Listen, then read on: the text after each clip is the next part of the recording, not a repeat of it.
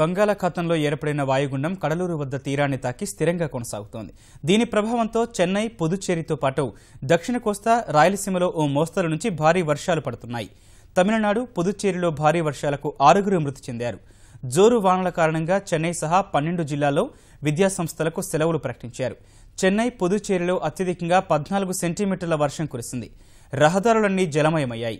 చెన్నైలో వాహనాల రాకపోకలకు తీవ్ర ఇబ్బందులు ఎదురయ్యాయి. చెన్నై, కాశీమేడు ప్రాంతానికి చెందిన 2 జాలర్లు గల్లంతయ్యారు. రైళ్లు, విమాన సర్వీసులు ఆలస్యంగా నడుస్తున్నాయి. వాయుగుండం ప్రభావం మంగళవారం వరకు కొనసాగుతుందని వాతావరణ శాఖ అధికారులు తెలిపారు. కొన్ని చోట్ల మోస్తరు నుంచి భారీ వర్షాలు కురుస్తాయని చెప్పారు. దక్షిణ కోస్తా తీరం వెంబడి గంటకు 50 నుంచి 55 కిలోమీటర్ల వేగంతోనూ, ఉత్తర కోస్తా తీరం వెంబడి గంటకు 45 నుంచి 50 కిలోమీటర్ల వేగంతో ఈదురుగాలులు వీస్తున్నాయి. రాష్ట్రంలోని అన్ని ఓడరేవుల్లో జారీ చేసిన 1వ నెంబర్ ప్రమాద హెచ్చరిక కొనసాగుతోంది. మరో 24 గంటల పాటు మత్స్యకారులు వేటకు వెళ్లొద్దని, అప్రమత్తంగా ఉండాలని వాతావరణ శాఖ సూచించింది.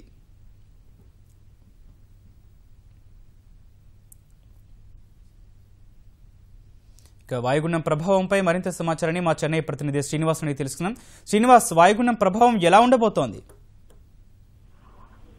వాయుగుండం మధ్యానికి పుదుచ్చేరికి మధ్య తీరానికి సమీపిస్తుందని, కానీ అంచనాలు భిన్నంగా సముద్రంలోనే తీరానికి దగ్గరలో సముద్రంలోనే అది కేంద్రీకృతమై ఉందని, స్థిరంగా అక్కడే కొనసాగుతోందని వాతావరణ కేంద్ర అధికారి ఎస్ఆర్ రమణ సేపటి క్రితం తెలిపారు. దీని ప్రభావం మరి ఈ రాత్రిలోగా దీని ప్రభావంతో తీరం వెంబడి గాలులు 50 కిలోమీటర్ల నుండి 75 కిలోమీటర్ల వరకు వీచే అవకాశం ఉందని చెప్పారు. దీని ప్రభావం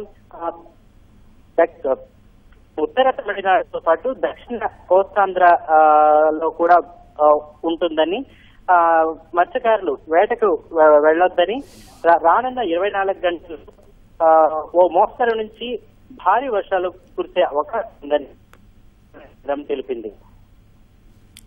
ధన్యవాదాలు శ్రీనివాస్.